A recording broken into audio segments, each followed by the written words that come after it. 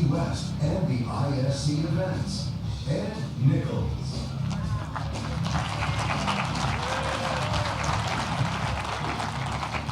Good morning, and welcome to the 2010 ISC West show. I tell you, if you haven't been introduced by the voice of God like that before, you should really experience it. It's pretty neat. Welcome everybody here today on behalf of Reed Exhibitions and the Security Industry Association joining us for the State of the Industry opening keynote. ISC West has traditionally been the kickoff internationally of the security product calendar, and in the past years, this event has meant more to you and your business with the economic challenges that we've faced than ever before. We understand that, we appreciate that, and we appreciate the continued support as we all work together for a better 2010 and an even better 2011. Today's State of the Industry keynote panel will talk about just that. With representation from the entire security channel, we'll talk about where we've been, where we find ourselves right now, and hopefully get a glimpse as to where we're going to be in the coming years. It is now my great pleasure to introduce the moderator of today's State of the Industry panel, Ms. Sandy Jones. Sandra Jones is a 30-year security industry veteran, inside deal maker, and author. She founded Sandra Jones & Company in 1990. Clients include integrators, dealers, investors, new entrants, and the industry's leading vendors. Additional services include financial business assessments, helping integrators and dealers find overlooked profits in their current business, and to help them optimize their future valuations. Ms. Jones, as the Security Industry Association's president for over 2 terms, and remains on the board of directors where she chairs the nominating committees and the New Product Showcase, a program she refined for the association. Ms. Jones is a member of the Security Sales and Integration Hall of Fame and Security's 2007 Top 25 People in the Security Industry, and is also a co-founder and the producer of the Securing New Ground Conference, which is considered the industry's leading executive business forum. But I also consider her a friend, so again, please join me in a warm welcome for Sandy Jones.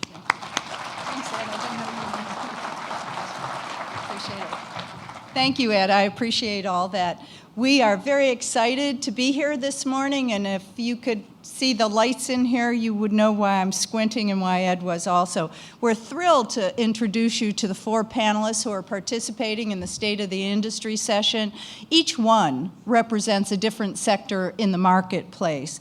It is my great pleasure to first introduce Lynn Mattice. And the reason I want to introduce Lynn is because he represents the customer, and everything starts with the customer in this industry. If you are not familiar with the Security Executive Council and you have responsibility for security in your organization, you really need to be familiar with them. Lynn's background is in security, and before becoming chairman of the Board of Advisors for the Security Executive Council, Lynn held leadership roles in security for companies like Whirlpool, Northrop, and most recently, before joining the Security Executive Council, he was the Vice President and Chief of Security for Boston Scientific. Welcome, Lynn. Thank you. He's already up here.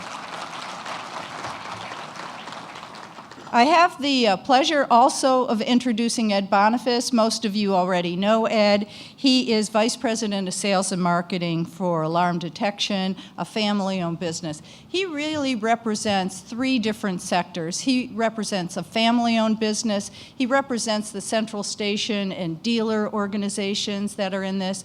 In addition to his role there, he is also the president of the Central Station Alarm Association. Again, if you are in the central station business, that's a very important association. We hope you get to know him if you don't know him. Ed, thank you for joining us today. It is also my pleasure to introduce Bill Bozeman.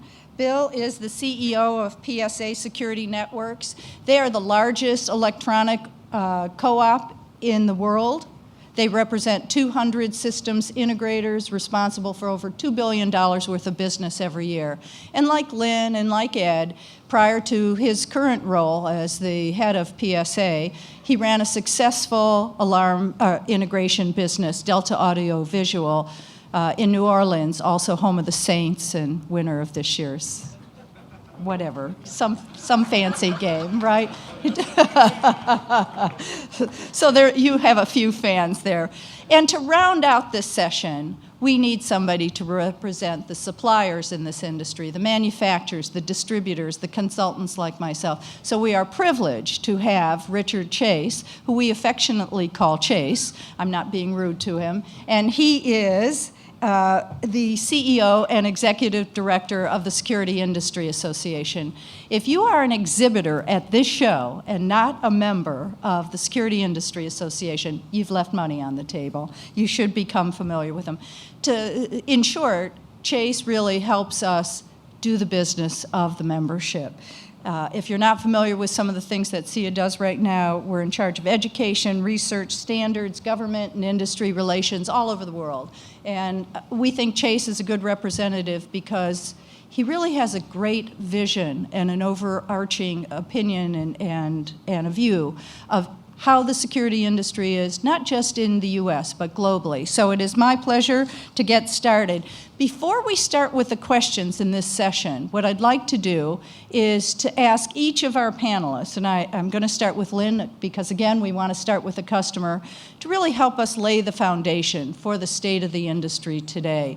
Last year, it was the economy. For all we understand, the worst is behind us, but let's see where we are today. So I've asked each of them to address what are the 2 factors affecting their segment of the market. So again, Lynn, I'm going to ask you to go first. Well, I think the things that are affecting the end users the most in today's environment are obviously continue to be their budgets. But I think the other thing that's absolutely critical is that they have a hard time as end users really finding partners out there that understand their environments the way that they need to have somebody understand them. I've mentioned before in other forums that from the manufacturers onto the integrators to the installers, there has to be a change in the flow of understanding of what is needed by end users. And when I say that, if you look at what manufacturers have traditionally done and how they've traditionally operated, it's what I always refer to as the fields of dream philosophy in developing products. Somebody comes up with an idea, they develop a product, they go through the testing, and then they go out to market it and hope they find people who will actually want to buy it. What we're suggesting is that there's a little change in the C front on how people address development of new products. Understand first what the needs of the end user are. Go out and do your research. Find out what the regulatory environment is that individuals are dealing with. Understand the risk and threat profile of the sectors that you're going to be targeting for your products, so that as you develop your products, they're designed in a manner that focus on identification of risk, managing that risk, managing the regulatory environment, and then also making them cost effective as part of the process. On the integrator side, that's where I think it's probably the other most critical element of this. Because what we really need today in the end user community is partners and integrators who understand the environments of the end users, frankly, better than the end users do. Because the end users today have so many things coming at them from so many different angles around the world, they frankly don't have the time, the energy, or the inclination to spend the time to do the kinds of in-depth analysis of the products and services that they need to have. So if they have an integrator partner who comes into them, not with products that this manufacturer happens to be running the special of the month, so we're going to get an extra 15% into our pockets, what we need to have is a philosophy and mentality in the integrator community that they select a suite of products that truly meet the needs of the end user, understanding what that entire risk threat profile is of the entire environment that the organization is dealing with, because it's going to change in different environments as that end user has operations, whether they're a small local business that's growing or whether it's a large Fortune 500 company that's got operations all over the world that has dramatically different risk and threat profiles around the world. You can't cookie cutter. It has to be a focused approach that really comes into understanding their environment better than they do. And in explaining it to them in that manner, here's how it's going to manage your risk profile. Here's how it's going to meet your regulatory requirements. As regulations change and your threats change, here's how these solutions are going to have the flexibility to adjust to the environment that you're dealing with, and how that we're going to be able to provide you ongoing solutions and support that are going to help you stay ahead of the curve. And then finally, I think the other important portion of that is that you need to come in with a business plan. If you don't come in the door with the plan that says, here's your return on investment, here's how you can maximize the value of your budgetary dollars spent, and this is what the return is going to come to you on, you're not going to be able to be hitting the mark for them, you're not going to be able to do the job for them, and most likely you're not going to get the sale. So if you keep that perspective from the manufacturers through the integrators to the installers of what is really critical and important to the end user, you can be very, very successful in that environment. Two good points there. You need partners who understand the customer and start with the customer, and the second thing is be able to explain an ROI to them. Thank you. Chase, why don't you go next? Well, I think one of the things when we come to these shows, one of the reasons we're coming here too is to also get a real good bead on what the industry is telling us and what it is telling you as customers and attendees of this show. I think some of the information that we bring here to you is information that we've gleaned up until this point. Really, the time is to test that information by talking to all of you at the show and getting your feedback as we go through this event. I think the economy is going to stay strong as far as an issue for manufacturers, as for the industry as a whole. If you look in terms of what the U.S. manufacturing industry looks like right now, our sector is doing very, very well. And that's based upon a lot of inventory refresh that was done in the last part of last year, as well as increased sales and opportunities through spending from organizations and agencies like the Department of Homeland Security. They're continuing to keep the monetary flame burning for us. So in terms of those types of sales and requirements, we're not going to be hurting, I don't think, too much. I think the thing to keep in mind, though, is regardless of some of the uptick we've seen in the economy, particularly where our sector is very strong, is that still there's a huge pressure on manufacturers and their customers to cut costs. They still have issues with trying to keep people trained and up to speed on their programs and services. Training is an absolutely key component moving forward out of recovery. How can you sell a bunch of equipment to people who actually have a need, but they don't have the ability to manage those services on their side? Manufacturers can step up to the plate and provide even better training for people who are buying their products and services. That can also be a place where you see service add in terms of absolute ability to have ROI come into your business. So there's a new, I say new, but the trend is to find new creative ways to use services and add-on services to bring in on after-sale and aftermarket aspects of selling the technology right now. But you can't overestimate the importance of the economy. I don't think anybody does. I think we do it at our own peril. I think that'll continue to be a driving factor in a lot of the decisions that are made to purchase and procure equipment. The one thing I'll tell you, though, is you got to keep an eye out for things like government regulation and agencies. We're 2 years into a Democratic administration. They've gotten their legs now. They've gotten their bureaucratic agencies filled up. One of the things that we see during Democratic administrations over others is the ability or the tendency to start kicking up the regulatory flame a little bit more. One of the places I would recommend that we have to be careful when looking out moving forward is EPA, for instance, is a good place right now where we're seeing a lot of regulatory advancement come to bear. And what do I mean by that? A lot of our historical products and services are facing recycling issues right now. For instance, lithium batteries, they have mercury issues through some of the old sensors. There is a push at the state and federal level to regulate these, and it's an additional cost to the manufacturer and their purchasers. We have to be very, very diligent and pay a lot of close attention to what's happening at the state level as far as these types of regulations that are coming down the stream. They will have a direct impact on your customer's ability to continue to buy certain equipment from you. You have to be aware of that and pay attention to some of what your associations are doing for you on your behalf. So keep an eye to the regulatory picture. It's very important that your organizations like CAA and ESA and CSAA and of course SEA, what we're doing on your behalf, pay attention, because if you guys don't help us fight those battles, we're going to have bigger fish to fry down the pike. Great points. I agree with you. Regulations have always been a big part of this industry, and if you take your eye off of that, you could be in or out of business very quickly. The economy is still going to be an issue. It always has been.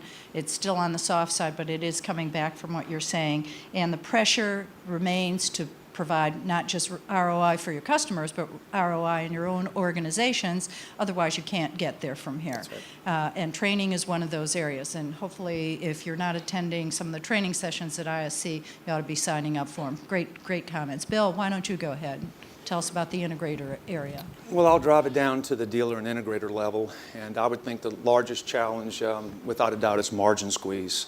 I don't think there would be a dealer or an integrator out here in the audience who isn't suffering with margin squeeze. And when the margin squeeze ends, I don't think anyone really has an answer just yet. I can tell you this, when I entered the industry 30 years ago, I operated both the alarm business and the systems integration business separately, both at a 50% gross margin on the boxes, 50%. We called it a keystone. And I was an operator for 17 years, and when I finally sold my business, it was down to approximately 40%. Now I'm looking at the P&Ls of our 300 integrators, and I see shocking margin on product. And I'm very concerned about this. I'll draw an analogy, though, that I think has a bright side. And that analogy was, I was able to run my alarm business, and I see some of my old alarm buddies from Dictograph here, which is great to see them. The analogy is, when the industry went from selling $3,500 residential alarm systems with a tape dialer to the digital dialer. So the digital dialer changed everything, because of course the recurring revenue became the theme. The recurring revenue became the value. And that changed the industry, all the way to the point where some alarm companies, as we well know, give away everything. And it's all about the back end. I think that's the far extreme to the right, and I think that's a bad business model. Nevertheless, financially, it works for them. The systems integrators, I'm very concerned about those who do not have a recurring revenue model at all. They simply live from job to job. Very similar to someone who would install flooring or carpet or plumbing. So every job you're on edge. Every job you must make a certain amount of profit. And with the margins of the boxes going down and no back end, they're in a very precarious position going forward. That's the bad news. The good news is, just like in the alarm business, when you went from standalone bell ringing systems or a tape dialer that you didn't receive any recurring revenue from, the systems integrator is positioned beautifully to now take advantage, thanks to the internet, thanks to all the video compression algorithms that are being written and continue to be approved. They're now in a position to have a back-end business as well. One last comment, and I mean, if you don't think I'm correct on this, take a look at some of the margins in some of our sister type businesses, i.e. The One in Service Group, which PSA has an alliance with. These are a group of integrators normally doing between $5 million and $25 million in annual revenue, and they are operating on approximately a 7.9% box margin. 7.9%. And that's not good, is it? And that's basically what Cisco wants their dealers to make, because they want to sell a lot of boxes. And so how does that business model work? Well, it works because they have a back-end loaded business model, which, if you study business, it's actually a better model because it's predictable cash flow. It's actually a better model. So the technology is there, but I'm concerned that the mindset for the integrator isn't quite there yet. So it's just a matter of time before the business model changes. So who will adapt and who won't? That will be the interesting question as to who adapts and who doesn't. I think what you've pointed out, there's some pretty scary issues there. And we are going through a change where we are going from a conventional hardware model to a software model in the business. And you correctly pointed out that the digital dialer changed the market once, the internet is changing the market a second time, and technology isn't what the market is about. It is the driver or the enabler for the marketplace. And of course, PSA Tech, which comes up this summer in Chicago, is devoted just to help those integrators move from the current business model to a back-end RMR model, either from service, selling software, or whatever. Great points. Ed, why don't you, I hate to make you last, but you're at the end of the line there, but you're certainly an important part. All my stuff on the way down the line here, so. No, the two things that I believe that are affecting the business as we go forward in the installation and monitoring business. First off is the economy. They talk about the economy is back and it's back in shape and everything. But in Chicago, there is still some tough times in the security business. But the economy, for me, is a more fundamental question. Because in the past, when we had an off economy, the recovery would mean it went back to the way it was before. And I think that there's been a fundamental shift in the economy that's happened in this downturn. I think when we come out the backside, it's not going to be 2006 all over again, where we can just go back to doing the things the way we used to do them. I think that we're going to have to be leaner and meaner, and we're going to have to be more efficient, and we're going to have to understand our customers better, and we're going to have to go to market with a vengeance that we maybe haven't had to for quite some time. It appears to me that a lot of the things that we could do back in the boom times of what I call the Reagan years, the 90s and the first part of this millennium, just don't work today. And that there probably, many of those things are not going to come back and work the way they used to. So I do think we need to understand the change that happened. They call this a jobless recovery. And I think that's kind of fun, but it doesn't really answer the question.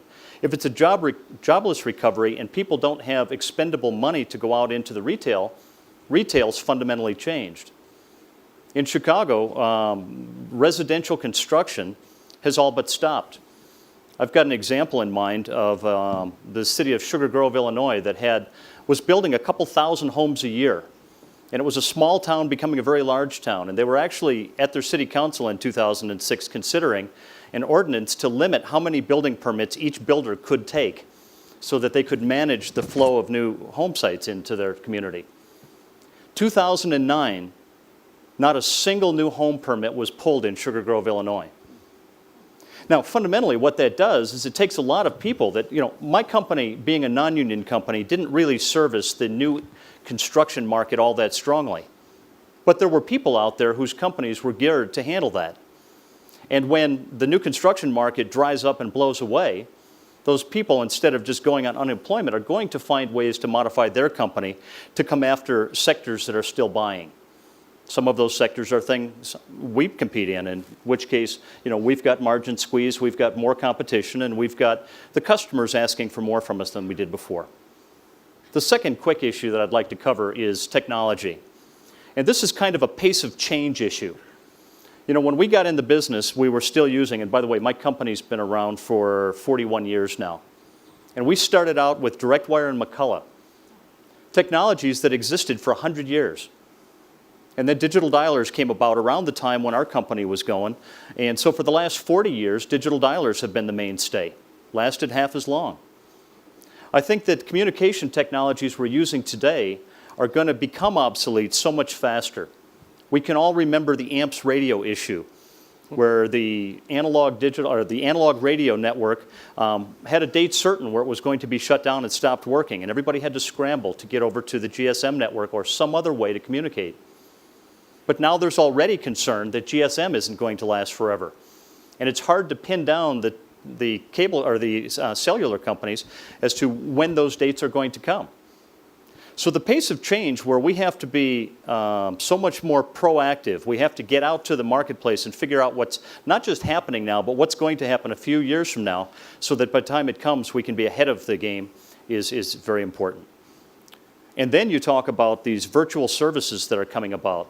I was interviewed by a trade publication. Apparently at TechSec, somebody announced the demise of the central station business. That the technology was going to replace the need for central stations. And that was kind of a brick in the forehead to stop and think about. And what I think is that we are going to be much more virtualized than what we were in the past. We're already providing managed access control off server-based systems. We're providing video services, either storage or video to the central station, and doing more and more of this over the internet. In my humble opinion, I don't think that the central station is going to not exist. I think they're going to be the places where some of the best technologies are developed. They're the people that have the recurring revenue base to support the implementation of these things and also have the feet on the street to go out and touch the customers. We've got people that do call on customers face-to-face. They do go out and install. When they break, they do go out and service. And I think that a lot of those touches are going to make the ability to deliver the virtual services a little easier for companies of our nature to deliver. So I think you brought out the really important issues, and you're right. One of the questions I was going to ask you is about how the central station is changing. What new services are you employing? Because technology is allowing you to do that. I agree that it is going to change in that way. The economy, you're right, it depends where you are. If you're in Las Vegas, I think you're hurting because the housing market here is still very soft as it is in Detroit and Chicago, Cleveland, where I'm from. And technology is going to continue to change and change our market and enable us to do different things. So since I went with you last, I'm going to start with you on the next area of questions. And I'm sorry I didn't share the questions ahead of time, so they haven't had a chance to prepare for them. In the 80s, Brinks came along with a whole new method to market. They brought in mass marketing. ADT followed right after that. And as you know, that changed how we do business from the dealer central station business. We have some other disruptors coming to the marketplace today. It's the summer program. It's those folks selling over the internet. What kind of impact is that going to have on traditional dealers? Well, once again, the only constant is change. And that we have to continue to see what the next challenge that's thrown at us, and we've got to be prepared to actually change our business plans to accommodate it. It's the company that stands firm and says, we know how to do what we're doing. And I can use my own company as an example for it. When the low cost and then later the no cost home alarm systems came about, we were using our commercial industrial sales force that also sold some residential. And we were still in the $400 or $500 range. And we believed that we did a better job. We were consulting with the customer more, and we were better able to deliver a custom service for them. But about 5 or 6 years into this, we stopped and did a little bit of research as to how exactly are we doing in that one residential sector. We had looked at our company globally, and we were growing every year. 40 years of growth. Every year we had a little better than the year before. But on the year I'm talking about, we looked back, and instead of doing we did about 35 home alarm systems for the year. And this is a company that has a decent amount of market presence. We right now have a couple hundred employees, and we were doing 30 or 40 home alarm systems in a year. I think what was happening is we were getting phone calls. Do you have home alarms? Yes, we do. How much are they? We would start to talk and work around the question of how much they were. And it probably got some hang-ups or didn't get appointments set. And we found when we realized this was happening, we put together a $99 package that we could go to market with. Even at that point when we did it, our sales immediately improved to about 30 or 40 systems a month instead of 30 or 40 systems a year. And our average system was still in the $600 to $800 range. But we were using their process to get in the house and then do what we knew how to do, which was sell a system that people really wanted to buy. So I just think we need to remain flexible as we watch the new programs come to market, as we watch new people coming after our customers and going after the marketplace. We need to adapt. And that's the biggest thing I can say is that change is constant. Change is constant. And use change to your advantage, not to your disadvantage. Don't look under the rocks. Look above you for the solutions. Bill, I'm going to go with you next. You talked about integrators not having a back-end service component, yet the internet is coming, and there are some services that you can use. We see a lot of them. Which ones are catching on and which ones are not? Let's start with the ones that are catching on. What are the integrators able to now provide to some of the users? I'd say the original pure integrator type play would be managed access, simply because it didn't clog up the pipe. So the managed access offerings have been available for a number of years, 8, 9, 10 years. They have refined, and the hosted model makes more and more sense now. I believe, if I'm not mistaken, the pioneer was Castle, with a very unique proprietary model, a very fine company. And now that model, or that recurring revenue type model, is available to pretty much everyone in the audience. Video's different. Video was more difficult. Video clogs up the pipe. So it's only been recently that video compression algorithms have been sophisticated enough to support monitoring video through the internet. But it's here. It's here. That, along with some of the new advances in intelligence with video analytics. When you combine the two and you combine the compression, then you've got a product that is a very sellable product to the end user. Once again, I just don't believe that the community, the dealer and integrator community, quite gets it yet. But they will, Sandy. They will get it because the technology is good enough now to sell to the end user. And I'm not speaking really of alarm verification, which I'm sure everyone is very familiar with alarm verification. Let's not get alarm verification confused with the other types of remote video monitoring, because they're very different. They're very different. So you really have three levels. You have alarm verification, which you can push some snapshots, and there's some very good products that do that. And I know that some municipalities require that now, so for the false alarm issue. Right. And then you have the video monitoring, where you can send so many frames per second and record and retrieve, et cetera, et cetera. And then you have guard replacement, which is a whole different story. And when you speak of recurring revenue for guard replacement, you could be speaking in the thousands of dollars per month per account versus $10, $15 a month for alarm verification. And then in the middle market, which is where I see many of the audience possibly fitting to the end user in the $75 to $300 per month category. Now, having said that, it's interesting. Let's go back. I always go back to the financial part of the business, because if you don't understand that, then you can't really run your business regardless of how much you can sell. The margins for these services we're still shaking this out, guys.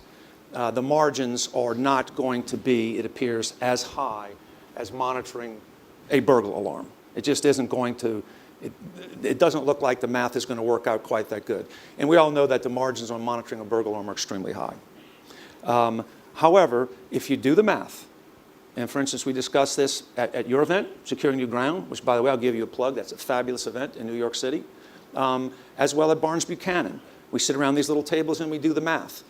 When you do the math and you factor in the gross margin difference, lower for video, higher for Berg, and then you factor in the dollar amount, it's pretty darn close. When you exit valuation, it's pretty darn close. But it's new, it's early, it's in the pioneering stage. I would encourage the audience to take a look. It's not too early. It was too early 3 years ago, granted. It may have been, you would have been cutting edge last year. This year, it's ready. Next year and the year after, it's late.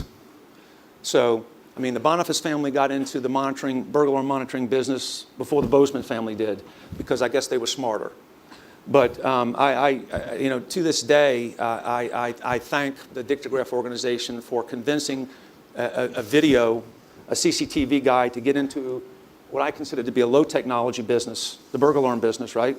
Wasn't intellectually challenging, but I tell you what, it's where I made all my money because of the recurring revenue. I think that same opportunity exists now for the video surveillance and access control integration community. Sandy, I want to build on that if I can. Can I? Sure, do you mind? please. You guys bring up a great point, and there's one thing here that we don't like to talk about very often. It's not as sexy, but without this stuff that happens, the sexy stuff like video through the iPhone or the other ways that we get it wouldn't be happening. And the standards process that this industry needs to basically own up to and face and be part of is absolutely critical, because everything that Bill and Ed are talking about and everything that Lynn is looking for is built upon the backbones of good standardization work. Video compression technology is based upon good standards written about how much can be chunked through the pipeline. How we actually develop and design our standards, our equipment to certain standards is extremely important. We are an industry of components. We make stuff. Okay, we make stuff that hopefully secures a facility and satisfies a need. But that stuff doesn't mean anything if we don't know how to apply it. We need to be able to take the components and we need to be able to successfully apply them to the solutions that Lynn's going to need here and that his customer base is going to need here. Without those standards in place, it's impossible to do everything that these guys are talking about. You must take more heart and interest into one of the standardization processes that is happening in this industry. And all of the trade associations are doing it here on your behalf. But the interoperability standards that talk about how components are used on a network, particularly now that everything is going to the network, we're living in a world of standards coming forced right down to us through the IT infrastructure and network. And if we're not playing in that field and we're not playing correctly or educating and training our people on how to install to these or design those right systems, how on earth are we possibly going to get ahead of the curve? As a trade association, we sit there and we watch the trends. We come to the trade shows, we talk to the folks on the floor, we talk to our manufacturers, our customers, our members, and we are always looking like this on the graph. We're always seeing the trend going up. No matter what, our industry seems to have a wonderful way of just moving forward on an upward tick, which is nice. What we have to do is be able to intersect with right here at the right point, just when our manufacturing members in the industry needs us the most, but just be a little bit ahead of the curve so we can help bring people to the next level. The standards process is that little hook to bring us to the next level. And that's what's so important, that you pay attention to the processes we're putting in place to help you sell and market more products and services. And I don't know if you want to add on to that, Lynn, but I mean, I'm sure he does. No, I've actually asked her to let me. And I will, of course. And Chase, I think you're absolutely right on target, because one of the biggest problems that we have seen, and I used to buy millions and millions of dollars worth of equipment for systems, and one of the biggest problems that we always saw was the proprietary nature everybody wanted to hold to. Right. They fought this tooth and nail because they felt that if we hang on to our proprietary systems, then we're going to own that forever. And what's happened is nobody wants to deal with that. We've seen the trend starting to take place with a couple of folks that have some products out there that transcend across a broad range of different suppliers, software, and integrate them into their device so that you can communicate across the systems. We need to go to that next level. There's an expectation of people today with what's happened with the IT community of look at your own home entertainment systems, your own home computer systems. If it's not plug and play, you're not even going to deal with it. You're not even going to think about it. These things have become commodities now. And as this has become a commodity market, one of the other things that we've seen happen, and we just went through this recently with one of our Fortune 10 participants in the council, where we did an analysis for them of their integrator market and what was happening with their integrator market. And what we found disturbing is that when you go out on the internet, the equipment that was being made available on the internet was so substantially below, pricing-wise, the exact same equipment that was being provided by the integrator to this Fortune 10 company, that there was no explanation on that kind of margin. And so, you know, I know that you're talking about margin squeeze and things like that. Margin squeeze is here to stay, and it's going to get tighter, because as more and more products hit the internet and are available over the internet, I think you're going to ultimately see the way that's happening with purchasing organizations, because we've seen a lot of change in the way purchasing organizations operate, that they're going to force potentially the purchase of the equipment themselves, and you're going to just get into the installation business unless you change this model and make it a real value proposition. So I think that's a thought process that everybody's got to get their arms around, because otherwise you've got the potential of really losing a big hunk of the market. Well, I think Scary, you but bring true. up a very Very good scary. point. But how does a person like that stay in business, keep good employees, and train them if they have no margin? What is the value that they can bring on the backside, on top of that hardware, that makes them important to your organization? Well, it's the solutions. It's not the just independent concept of hardware. understanding. Yeah, you can go off and buy stuff off the internet, but how are you going to integrate it together? How are you going to make it work? How are you going to make this a process that you don't have the time to do yourself, that's going to meet your regulatory requirements? And do you even know what your regulatory requirements are that you face? We frankly have had a lot of discussions with participants in the Security Executive Council that are not even aware of the regulatory requirements that they face in their own organization.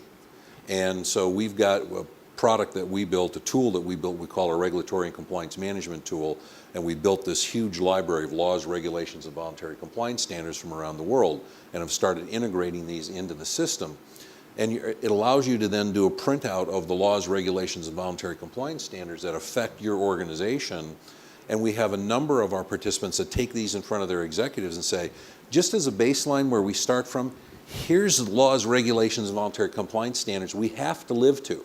And we've kind of coined a new phrase for them when they get some pushback from their management and say, well, we're not going to do all of that. And we'd say, that's fine, just tell us who the designated felon's going to be, because somebody's going to go to jail, and it's not going to be me. So you have to focus on really understanding from a baseline what you need to do from a regulatory and compliance standard, and then looking from there what the risk and threat environment is, because the ability to integrate all of this and make it work together, that's what you're selling. That's the value add. you're taking that responsibility and that headache off of their shoulders so that they can focus on more value-added propositions to their organization. And I think there's one other piece to this that is really critical that has not been focused on much, and that is, if you haven't heard it yet, supply chain is out the window. It doesn't exist anymore. Right. Okay? It's supply network. Don't tell it to Mark McCord. No, it's supply network now, right? Because it's evolved from just a supply chain to a network. It's gotten not one after another. It's integrated all over the place. It's a huge spider web, and everybody's dealing with that today. But what everybody hasn't been able to deal with is securing their supply network. And the focus that needs to go into showing them resiliency of their supply network and the securing of their supply network, I think, is such a huge environment. Everybody chases the Fortune 500 because they're easy to find. Everybody wants the big integrated enterprise-wide systems. Nobody's focusing on the real risk to their businesses, because with just-in-time manufacturing and lean manufacturing today, I'm telling you that there is such a huge risk environment of any kind of disruption in their network for them to not be able to provide products into their marketplace, and the cascading effect that results into their market is absolutely stunning. But when you're bringing up something, this goes to Ed's point earlier about being, adapting to the change. Things are different. We're never going back to the way it is. But it's a sliding scale of customers that we've never seen before. With the government such the 800-pound gorilla in the room, and they have a tremendous amount of money out there, they're funding programs and initiatives that are absolutely requiring standardization to be part of it. Absolutely. Absolutely requiring it, not even an issue, has to be done if you want to participate in the programs. And then you have the big customers you're talking about, like the commercial entities that you represented. And they have very specific demands and needs as far as identification. They want to make sure their network's secure and protected. And then you have the grading scale over here with Bill and Ed and what their customers are looking for, from the residential to the small commercial to the small systems integrators. The target is vast. I mean, there's a reason why our industry is poised to do very well for the long term. The problem is it's such a vast amount of customer base right now. It's very difficult for us to get our hands on the moving target created by technology and the new changing economic dynamic that does not allow us to have the same old cookie cutter approach that we did to things. The thing that's wonderful about our industry is we are innovative. We're very, very innovative. We find a problem, we find a solution. We look for our customers' problems, we find a solution. We know how to innovate. We know how to make stuff. We know how to do things correctly. The target that's been so difficult, and I see my friend Shane over here too, is to get a handle on what this new world of internet security is going to look for us. That's sort of a panacea. We saw cloud computing issues. How is this going to come across the board and affect all of us? Because it's going to. It's going to. It's very critical that we understand our broad customer needs and demands. I think this discussion could go on for another day, not just, but we only have about 30 seconds. So let me wrap up real quickly. I think this is a great dialogue. I'd like to continue it. Ed, real quickly, after this session is over and after Reed makes their announcement, one second, what's the advice moving up to the ISC trade show floor? How could they use that best? And then follow up. There's a lot going on the show. I'd suggest you know your business plan. Maybe sit down before you get in the show. Make a list of the things that you need to accomplish while you're in there so that you can be completely efficient once you get in there. There's just so many distractions. You got to stay focused. Great. Bill, how about your second idea? Don't. You missed rehearsal. Don't let I've been doing these shows for 30 years. Don't let the chaos drive you nuts. When I walk on that floor, my heart beats. I feel like I don't know what to do. Make a list of 4 things to do for every day and do those 4 things, and don't let it drive you nuts, because it's a scary, no matter how long you've been doing it, it's scary to walk out on that floor with 1,000 booths. I agree. Chase? Well, I'll go last. Okay. Yeah, I think a couple of quick points. One is, we're in the security business, but in reality, how many systems that are going in today are truly secure? And with what's going on with the internet, what we're seeing happen with the globalization of the commodity products that are going into the systems, chips today are highly at risk because they're being built with who knows what into them. I'm afraid that we can't really trust a lot of the marketplace is providing us as some of the pieces that have gone into this. I know it's a huge concern of the government, particularly with critical infrastructures, our financial systems, and some of the others. Has something been built into chips that can later on, at the appropriate time, a pulse be sent to them to render them unusable? That's something we have to think about, is how we procure things that go into security systems today. But I think the other thing that we need to look at is when you go out onto the floor, while I agree that it's great to have a list and things that you need, you got to keep your options open and look at some of the new things that are out there. And unless you're looking around and seeing this is one of the most exciting shows that exists in the world, and to see the new technologies that are coming out, to see the new products that are hitting the market, keep your mind open to looking at the broad range of new things that are coming out and how they can be applied. Thank you. Thank you. I hope you enjoyed the session and these four gentlemen as much as I did. Thank you very much. Wonderful job. Yep.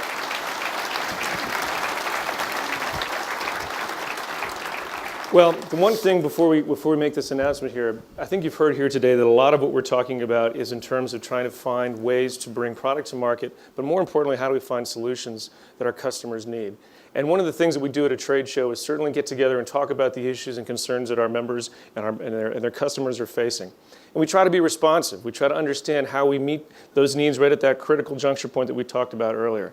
And I think to that end, you might find this announcement a pretty interesting take on how we're moving forward with a New York event designed to do exactly that, bring solutions to the industry. We can go to the video.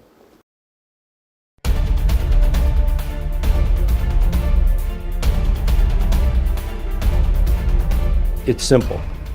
We're manufacturers, we build products and solutions, and we need a venue in order to explain that. Never before has there been an emphasis on really taking the technology and translating it into benefits and explaining those benefits in the form of solutions. How do I get this piece to work with the next piece, and then how do I get the channel to work with me? Because ultimately, we have to give the end user what they need to accomplish their business.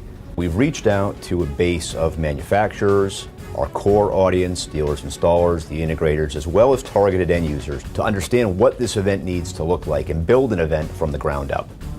ISC Solutions represents that event. It's the application of what you come to know in product and technology at ISC West, applied to targeted emerging verticals as determined by the industry each year. I think the new ISC solutions will be really good for us because it'll be an opportunity for us to demonstrate what our company can do by applying those technologies to real solutions.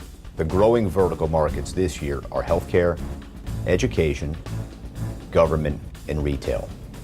We've partnered with organizations to develop the content in each of those verticals. For healthcare security professionals, we've partnered with the International Association of Healthcare Security Specialists. For education, we're working with Campus Safety Magazine. To serve the government segment, specifically transportation, airport, seaport, and rail, we're working with Government Security News, Homeland Security Outlook, and the Homeland Security Newswire. For dealers and installers, ISC Solutions will also be built for you, continuing to bring relevant educational opportunities.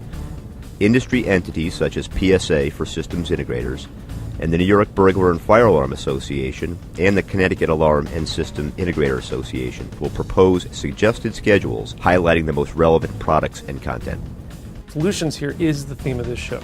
We're taking a product show in the beginning of the year with Las Vegas, and now we're taking a show in New York in the fall. There'll be a solutions-oriented show. And much in the same way that our members talk about their products and services in terms of the technologies they like to proffer and the solutions to those problems that those technologies solve. It's a wonderful new concept, and it's called ISC Solutions. ISC Solutions improves ISC East, adding content for targeted end users to an event that has been valuable to integrators and dealers and installers for years. 60% of the dealers and installers that attend ISC Solutions will not attend any other major security event this year. Therefore, ISC Solutions will provide them with critical information to do their jobs even better. This was their one event for the year to gain knowledge and to get questions answered about projects that they were trying to do. This fall, we're encouraging the industry to join all of us at the ISC Solutions in New York. A new event is here, built for you. ISC Solutions. Access granted. Engage in ISC Solutions, November 3rd and 4th, 2010, New York.